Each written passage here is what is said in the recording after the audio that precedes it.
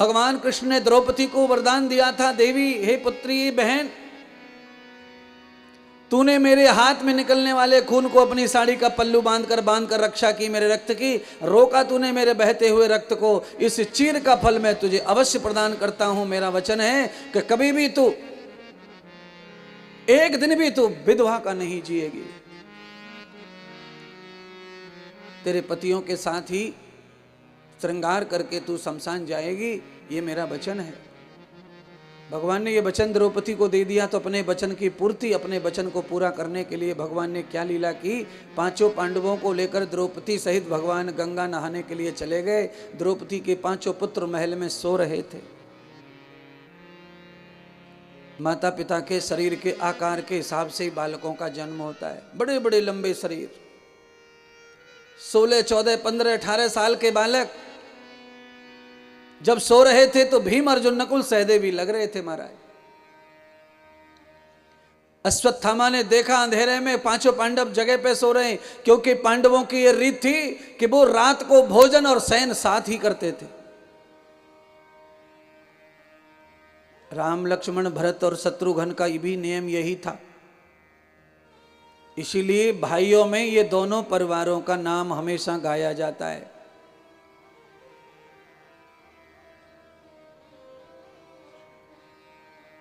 आप कल्पना कर लो,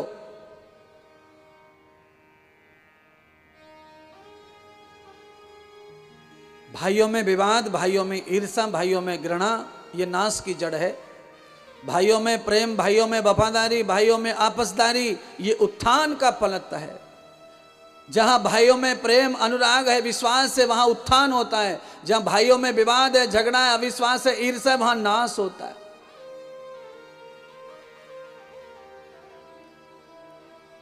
पांच पांडवों में जो प्रेम था, विश्वास था, इसलिए 5 भारी पड़ गए 5 करोड़ पर। चारों भ्राताओं में, राम लक्ष्मण भरत में जो प्रेम था, त्याग था, वैराग्य था एक दूसरे के लिए, इसके कारण उन्होंने पूरी दुनिया में मर्यादा और धर्म की स्थापना कर दी।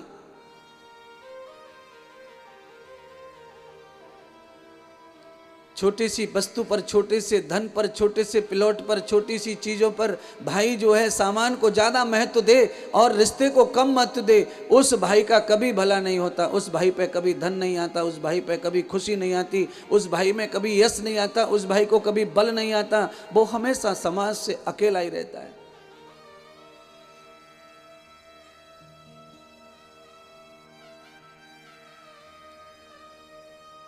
कलयुग है, आप अलग अलग कमाइए, अलग अलग रहिए, कोई बात नहीं है, पर दिल से, विचारों से मिले रहिए।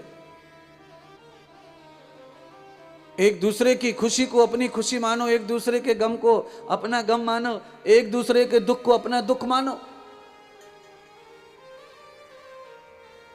इसके बहुत अच्छे परिणाम आएंगे आगे चल के। चलना तो रोड का चाहे फेर क्यों ना हो, और बैठना तो भाई का चाहे बैर क्यों ना हो। बैर हो, दुश्मनी हो, फिर भी भाई को अपने आप में सौंपना चाहिए। फिर भी भाई को अपने कामों में आमंत्रित करना, बुलाना, बिठाना, पिछाना, खिलाना, पिलाना, ये आपस में करना चाहिए। क्योंकि ऐसा जो व्यक्ति सोच रखता है, चाहे वो कैसा भी खराब है, पर मैं तो उसे बुलाऊंगा, मैं तो उसे मानूंगा, ऐसे आदमी का हमेशा भला होता, हमेशा भला होता, हमेशा भला होता है।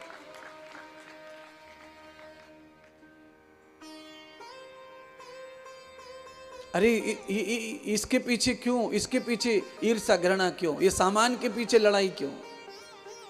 ये सामान यहीं रह जाएगा महाराज, कुछ नहीं जाने वाला है किसी के संग में।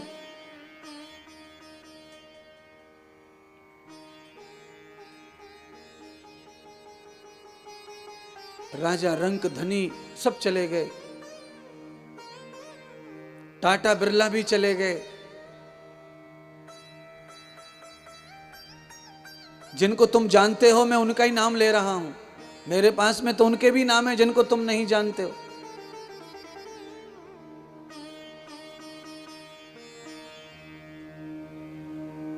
इतनी सारी दुनिया में इतने लोग आए और चले गए।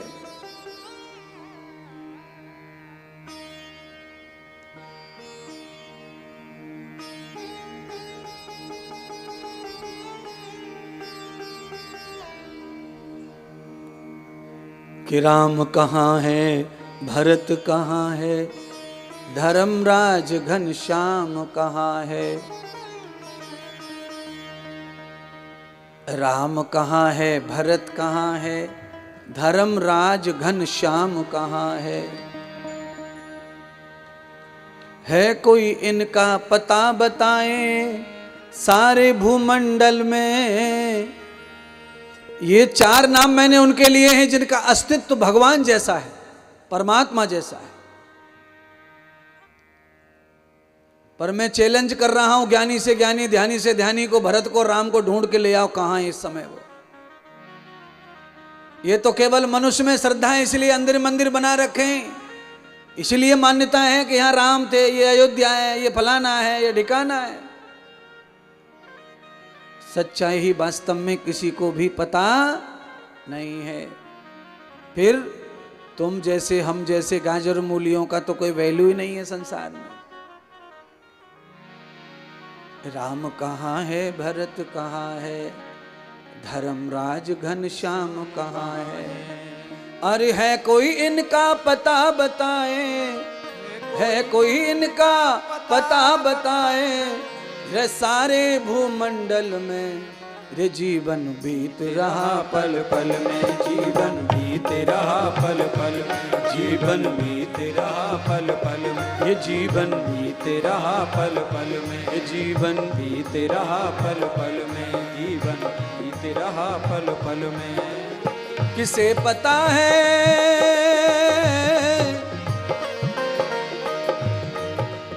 किसे पता है कौन जगह है, किसे पता है कौन जगह है। आने वाली कल में जीवन बीत रहा पल पल में, जीवन बीत रहा पल पल में, जीवन बीत रहा पल पल में, जीवन बीत रहा पल पल में।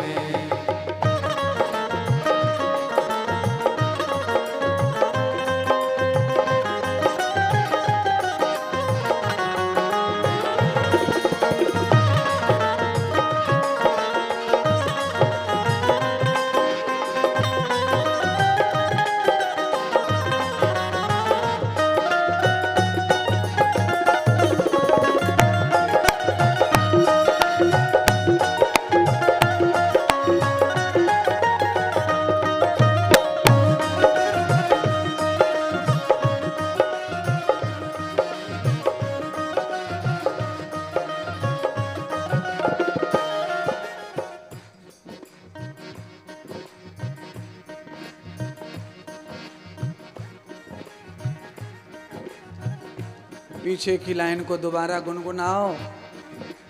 किसे पता है कौन जगह है, किसे पता है कौन जगह है। ये बड़ी सच्ची लाइन है महाराज।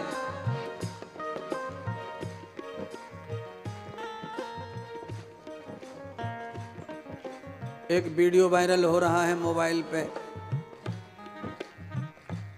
दुल्हन का हाथ में फूल माला लेके खड़ी है दूल्हा के गले में डालने के लिए, और दूल्हा की पंप खराब हो गई, लुढ़क गो स्टेज पे ही।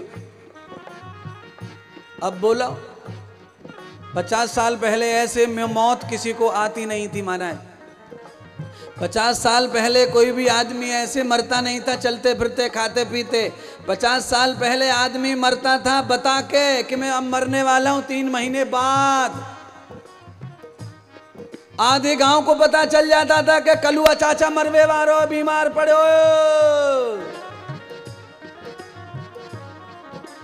और अब आदमी का भरोसा नहीं रहा व्यवहार का, इसलिए भगवान ने भी अपना भरोसा छिना लिया है। जब चाहे तब उल्टा पटक देवे, जब चाहे तब पटक देवे। कई आदमी तो कप और प्लेट में कॉफी चूस रहे थे, तीसरा घूंट मारा किसे पता है कौन जगह है, किसे पता है कौन जगह है, किसे पता है कौन जगह है, किसे पता है कौन जगह है। आने वाली कल में जीवन बीत रहा पल पल में, जीवन बीत रहा पल पल में, जीवन बीत रहा पल पल में, जीवन बीत रहा पल पल में।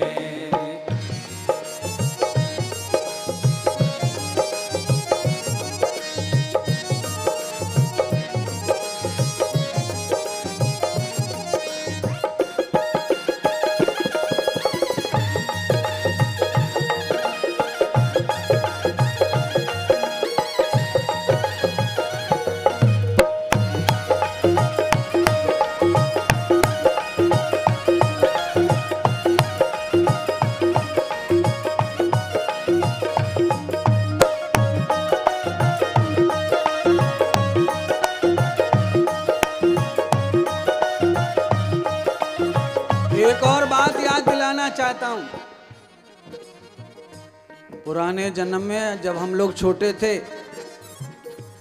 तब चिता की राख लेके आते थे कुछ लोग घर पे, और अंदर वाले कमरे में छलनी से छान कर रख देते थे, और उस राख में ये पता चल जाता था कि पिताजी को कौन सा जन्म मिला है दूसरा। और अब राख भी झूठी हो गई, ना कोई राख लाता न किसी को पड़ी। सारे लोग फ्री होना चाहते हैं कि ये फ्री हो गया, वजन कम हो गया घर का, खाम खा टे टे पे पे। मरने वाला राख के ऊपर, परमात्मा राख के ऊपर आकर के जन्म का सारांश बता देते थे कि ये शरीर गधा घोड़ा इंसान देवता क्या बना है, राख में छप जाता था। सब लोग जानते हैं बुजुर्ग ऐसा होता था, पर अब वो कहाँ चला गया कायाकल्प, कहाँ चली गई सब लीलाएं। राख वही, चिता वही, लकड़ी वही, कंडे वही, जलाने वाले वही, सब कुछ वैसा ही चल रहा है। पर वो राख लाकर अपने पिता को मम्मी को देखने का भाव खत्म हो गया, क्योंकि न जिंदे पे अच्छी लग रही न मरने पे अच्छी लग रही। सुनिए, मरने के बाद में मरे हुए माता पिता को सब सुखी करना चाहते हैं, पर जिंदे पे कोई सुख देना चाहता नहीं है। हाँ, पंडित जी तो, घर वाले तो मिलके दोनों जोर लगा रहे हैं कि जो मर गया वो सुखी हो जाए, सुखी हो जाए, सुखी हो जाए, सुखी हो जाए। ओहो, एक बार कहो तो सही, हाँ या ना। गुरुजी आप बिल्कुल ठीक कह रहे हैं महाराज, है घोर कलयुग आ गया महाराज। मरे मराए को सुख देने में लगे हैं, लाश को ले जा रहे हैं शमशान, आग में जलाना है सब जानते हैं, फिर भी सेंट लगा रहे हैं, सेंट।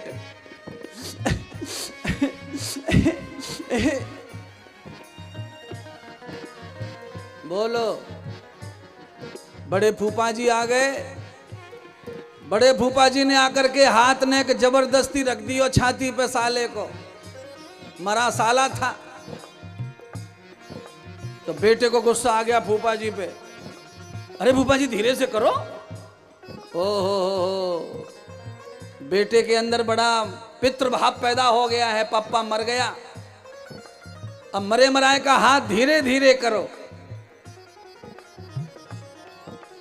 और पापा जब जिंदा था तो बेटे ने हाथ पकड़ के ऐसा मरोड़ा कि पप्पा चिकरी मार गया।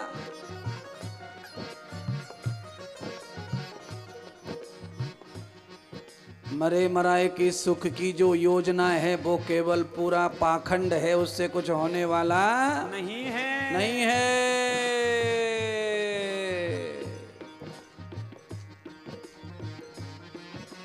तेरे जमालो चाहे 14, 15 चाहे 51 और चाहे पूरे 108, आप समझ जाएंगे मैं क्या कहना चाहता हूं। थोड़ी देर के बाद समझाऊंगा, ने कहा आने दो, अभी लोहे को गर्म कर रहा हूं, हथौड़ा तैयार रखा है, जब गर्म हो जाएगा तब मारूंगा, तब बनेगी नथली। हाँ, ठंडे लोहे पर मार मार के कोई फायदा नहीं है, लोहा न टूटे न मुड़े।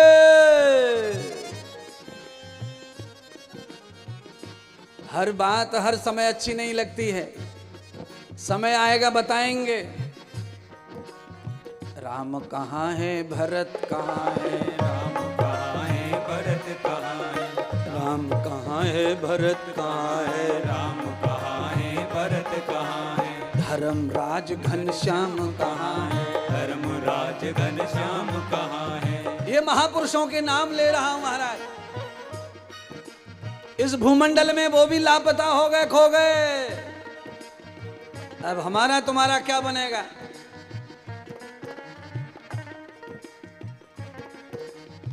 है कोई इनका पता बता दे, है कोई इनका पता बता दे, सारे भूमंडल में जीवन बीत रहा पल पल, जीवन बीत रहा पल पल में, जीवन बीत रहा पल पल में, जीवन बीत रहा पल पल में, जीवन बीत रहा पल पल में, जीवन बीत रहा पल पल में, जीवन बीत रहा पल पल में, जीवन बीत रहा पल पल में, जीवन बीत रहा पल। आया है सो जाएगा राजा रंक फकीर, आया है सो जाएगा राजा रंक फकीर, कोई बेड़ी बंध चले कोई चढ़त जात बाजीर। कोई रथ पे जा रहा है, विमान पे जा रहा है, कोई जय जयकार से जा रहा है, और कई लोगों को यों यों यों यों यों रस्सियों से लपेट के बांस की लकड़ियों में जबरदस्ती ले जा रहे हैं शमशान।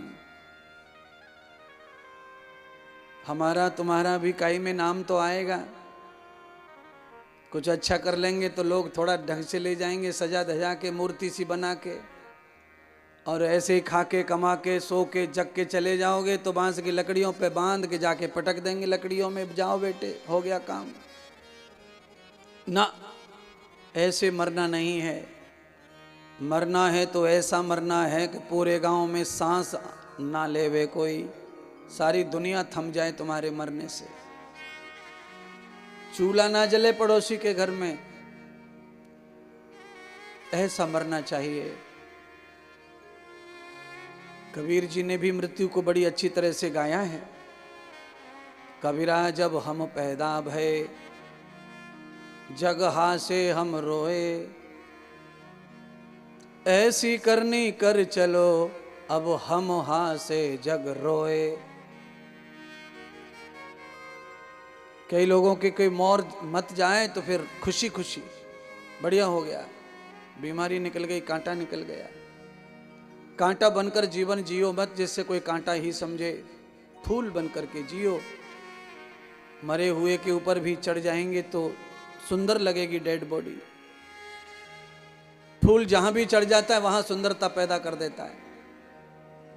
सत्यम प्रवर्ति यथा मूलम।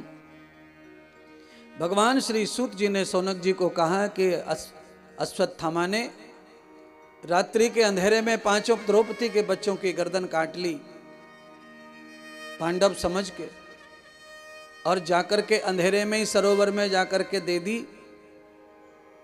दुर्योधन के सामने डाल दी मुंडी। दुर्योधन हंसने लगा। दुर्योधन हंसने लगा। दुर्योधन ने देखा ही नहीं मुंडों को।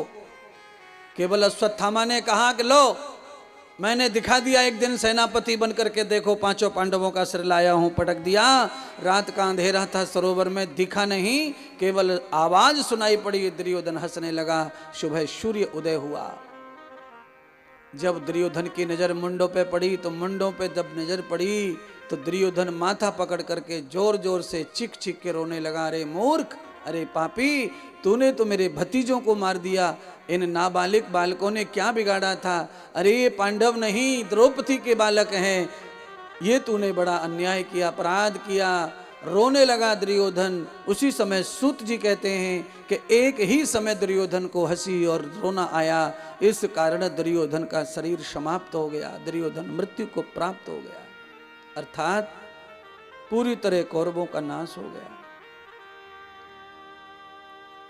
द्रौपदी पांचों पांडवों और कृष्ण के साथ नहाकर गंगा जी से लौटी। घर में द्रौपदी ने देखा आंगन में रक्त ही रक्त बह रहा है। द्रौपदी तो समझ गई और द्रौपदी धरती पर गिर पड़ी, विलाप करने लगी, रोने लगी। कृष्ण भगवान ने द्रौपदी को संभाला। पांचों पांडव क्रोध में आ गए।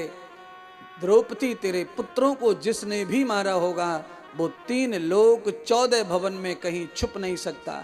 हम उसे मार कर ही लौटेंगे। अर्जुन और भीम दोनों निकल पड़े और जब उसे तलाशने लगे तो अश्वत्थामा मिल गया। भगवान कृष्ण ने द्रौपदी को समझा समझा कर तैयार कर लिया कि बहन, अश्वत्थामा गुरुपुत्र है। द्रोणाचार्य ने जो शिक्षा अपने पुत्र को नहीं दी वो शिक्षा तेरे पति अर्जुन को दी। इसीलिए द्रोणाचार्य का जो ऋण है तेरे पतियों के ऊपर चढ़ा हुआ है। तेरे बच्चे तो मर गए, ये लौटेंगे नहीं। अब अश्वत्थामा को मारकर भी तेरे बच्चे जीवित नहीं हो सकते। अगर तेरे बच्चे जीवित हो जाएं तो अश्वत्थामा को तो मैं अपने हाथों से मार दूंगा, पर अब तेरे बच्चे जीवित नहीं होंगे। गुरु पुत्र को मार देने का अपराध भी तेरे पतियों को लगेगा। तो धर्मराज ने कृष्ण से कहा, हे कृष्ण, क्या अश्वत्थामा को क्षमा कैसे किया जाए, कैसे छोड़ें? उसने हमारे 5 पुत्रों को बलिदान कर दिया। तो भगवान ने रास्ता निकालकर द्रौपदी को समझा कर रखा, जिससे भीम अर्जुन के आवेश में आकर द्रौपदी कहीं क्रोध में अश्वत्थामा को मार न डाले तलवार से। द्रौपदी समझ गई कृष्ण की बात। जैसे ही लाकर पटका अश्वत्थामा, अर्जुन कहने लगे, द्रौपदी इसके टुकड़े टुकड़े कर दो। भीम ने कहा, इसे चीड़ के फेंक दो। द्रौपदी ने सबका भाव जान करके शांति पूर्वक सबका सुनती रही, कृष्ण की ओर देखती रही। अंत में द्रौपदी ने कहा, सर्वधर्म परित्यज्य, हे कृष्ण, मैं सारे धर्मों का त्याग करके तेरे ही चरणों का अंतर ध्यान कर रही हूं, इसलिए हे केशव, अब तुम ही कोई निर्णय करो। तो केशव ने निर्णय किया, तुमने जब मुझे सब कुछ मान लिया है तो मेरा निर्णय यह है कि गुरु पुत्र को तो क्षमा कर दो, पर इस गुरुपुत्र के अंदर जो ईर्षा घृणा रूपी दूसरा जो इंसान शैतान बैठा है उसे मार डालो। तो कहा, यह कैसे संभव है, बिना किसी को मारे हुए कैसे हम उसे मार डालें? तो कहा, इसके अंदर जो अभिमान शैतान बैठा है, इसका अपमान और बेइज्जती इसलिए कर दो कि ये जीते जी मर जाए।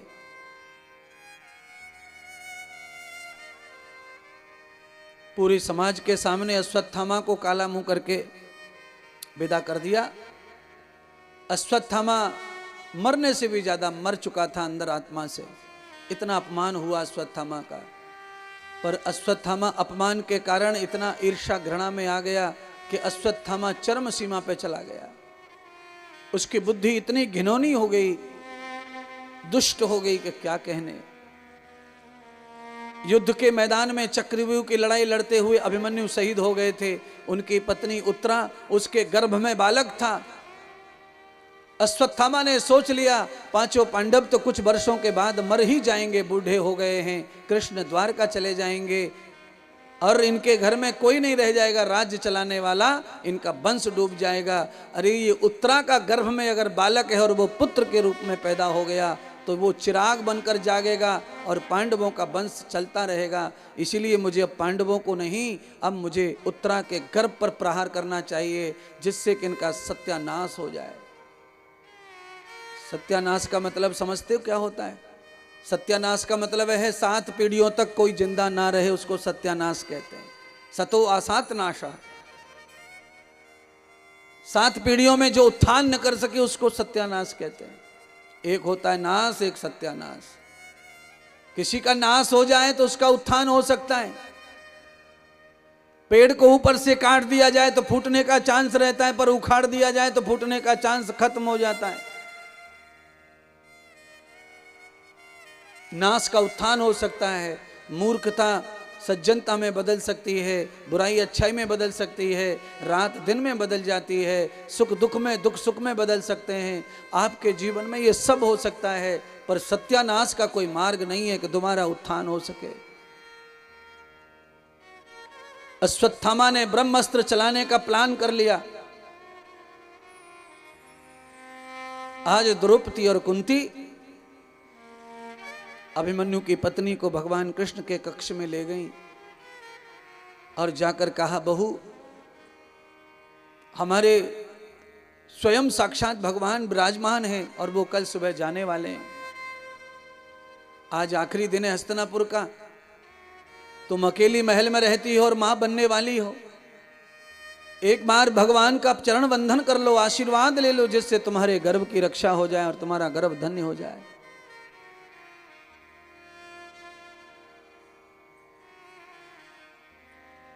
श्रीमद् भागवत कथा ये सिखाती है माता बहनों को कि गर्भ पेट में बालक हो, ऐसी अवस्था में गर्भवती को चाहिए कि वो भगवान के साथ जुड़कर रहे, प्रपंच को, माया को, विषय को, भोग को, वासना को त्याग दे, तो बालक के ऊपर अच्छा प्रभाव पड़ता है, संग का, कर्मों का, स्वभाव का, गुण का।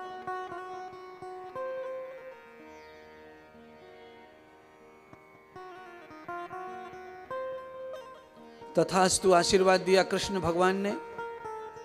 पुत्रवती जुवती, सौभाग्यवती न कहकर के पुत्रवती कहा, तुम्हारे पुत्र की और तुम्हारी रक्षा सदैव हो। ऐसा कहकर भगवान अपने कक्ष में विश्राम को चले गए। उत्तरा अपने कक्ष में चली गई, द्रौपदी, कुंती, सुभद्रा सब अपने कक्ष में चली गई महाराज। पांचों पांडव भी अपने कक्ष में चले गए। अश्वत्थामा ने रात के 12 बजे जब सब सो गए, सोते ऊपर हमला किया, उत्तरा के गर्भ पर बाण चला दिया। उत्तरा चीखने लगी, बचाओ बचाओ, हे बांके बिहारी, हे द्वारकानाथ, हे केशव, मुझे बचाओ। अब आप सोच रहे होंगे कि उसने भगवान को क्यों याद किया दुख में। कुंती ने, द्रौपदी ने उत्तरा को यह ज्ञान दिया हुआ था कि तुम अकेली रहती हो, रात में कभी अंधेरे में अकेले में कोई विपदा आ जाए तो द्वारकानाथ का ही नाम जपना, केवल उसके अलावा हमारा कोई साथी नहीं है और कोई मदद नहीं करता। इसीलिए बेहड़ में, जंगल में, अकेले में परमात्मा का ध्यान करो। संकट में परमात्मा जागृत हो गया तो परमात्मा से निकट कोई नहीं होता है। अपने कक्ष में, कमरे में, जंगल में सबसे निकट भगवान होता है महाराज। आप में और भगवान में दूरियां केवल बाल भर की होती हैं, बस निकट वो ही सुनता है। दौड़कर भगवान कृष्ण उसके कक्ष में पहुंचे, रोने लगी, चीखने लगी, हे द्वारकानाथ, मेरे बच्चे को बचा लो। तुमने पुत्रवती का आशीर्वाद दिया है, अपने आशीर्वाद की रक्षा करो। मेरा पेट जल रहा है और मेरा बालक मर जाएगा तो मैं मर जाऊंगी, मेरी रक्षा करो। तुम तो पालन करता हो, रक्षा करता हो। ध्रुवा दिग विष्णु रजपति कलमा रक्षितो हो वीरुद ईशव। हे ईश, हे परमात्मा, हे रक्षा, हे अधिपति, कृपा करो। भगवान कहने लगे, देवी मैं तुम्हारी प्रार्थना को तो सुन रहा हूं, पर मेरी मर्यादा, मैं कैसे तुम्हारे गर्भ में जाऊं? और गर्भ में जाने का जो योनि मार्ग है, उस मार्ग में जाना आना ये मेरा धर्म नहीं है। मैं तो इतनी बार अवतार लिया है, पर मैं अपनी माँ की योनि से अवतार नहीं लिया, मैं माँ के गर्भ में गया ही नहीं, तो मैं तेरे गर्भ में कैसे जाऊं? ये मेरे लिए बड़ा धर्म संकट है। रोने लगी, रोने लगी। उत्तरा ने कहा, मैं तो आपकी पुत्री के समान हूं, और आपत्ति आने पर पिता पुत्री का हर अंग स्पर्श भी कर ले तो भी उसे पाप नहीं लगता है, क्योंकि वो रक्षा करने वाला है, पालने करने वाला है। इसलिए हे परमपिता परमात्मा, मेरी रक्षा करो। आप सब धर्मों का त्याग करके केवल एक धर्म पालो कि आप रक्षक हैं और मैं दीन हूं, बस इतना सोचो। आप कृपा कर दीजिए मेरे ऊपर। परमात्मा ने भक्त के बस में परमात्मा हैं ये सिद्ध करने के लिए, परमात्मा अवतार के लिए योनि मार्ग से नहीं आए, आज उत्तरा के गर्भ को शांत, प्रसन्न और जीवित करने के लिए योनि मार्ग से गर्भ में चले गए और सुदर्शन चक्र लेकर के ब्रह्मास्त्र को वापस भेज दिया और परमात्मा ने उत्तरा के गर्भ में बालक की रक्षा की।